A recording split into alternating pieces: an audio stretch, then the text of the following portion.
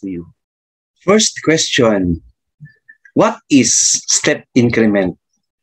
Answer, step increment is the increase in salary from step to step within the salary grade of a position.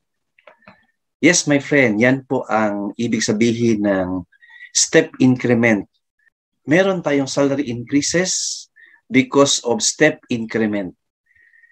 Ibig sabihin, hindi lang tayo maka-experience ng salary increase due to job promotion, but also step increment. By the way, may example tayo, salary grade 11 to salary grade 18 na mga step increments. And of course, yung mga monthly salaries, meron tayong table at the end of this video. So please watch the full video. Okay? So second question, sino ba ang mag-qualify sa step increment? Answer, step increment due to length of service shall be granted to qualified personnel for every 3 years of continuous satisfactory service in the present position. Opo, mga kapwa ko employees, mga sirs and ma'am, yan po ang mag-qualify sa step increment. Yung mga employees na merong satisfactory performance for the last 3 years. So every 3 years yan, gina-evaluate ng mga performances natin. So kung satisfactory po yung performance natin sa present position, well, maka-avail tayo or ma-qualify tayo sa step increment. As a result, mag-increase po yung sweldo natin. By the way, applicable ito sa mga government employees. Private employees, I think, parang hindi, no? Moving forward to our third question. Ano po ang legal basis natin sa step increment?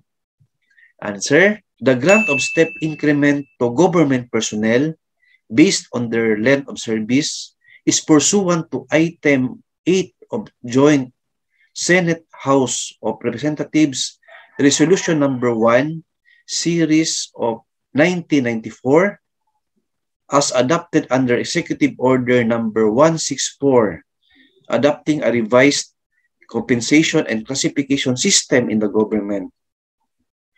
Okay, mga friends, so meron tayong legal basis.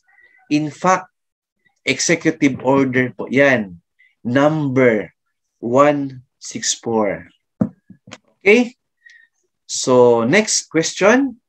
Meron ba tayong example ng monthly salary schedule or table with step increments? Answer, yes.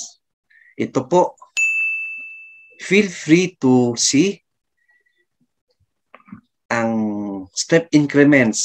So may example tayo. As you can see, salary grade 11 to 18 only. So step 1, yan yung present salary ninyo. Sa SG11, 25,439.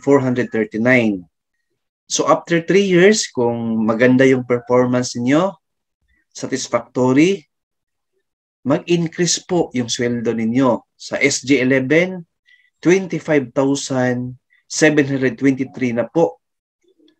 So after another 3 years again, pag maganda yung performance nyo, SG11, magiging 26,012 na po. And so on and so forth. So up to step 8 po tayo. So SG12, yan po yung step 1, 27,608. So kung maganda yung performance sa 3 years, magiging 27,892. Then another 3 years, 28,180. SG13, 29,000 yung sweldo niya. Magiging 30,111 na after 3 years. As well as sa SG14, 32,321. After 3 years, magiging 32,665. SG15, 35,097, magiging 35,475 after 3 years. So, tingnan nyo po ang ano natin. Ito yung present na monthly salary, no, based sa third tranche, effective January 1, 2022. So, tingnan nyo po kung anong salary grade kayo. For example, SG15, yan po yung tingnan ninyo. Step 1, Step 2, Step 3, up to Step 8.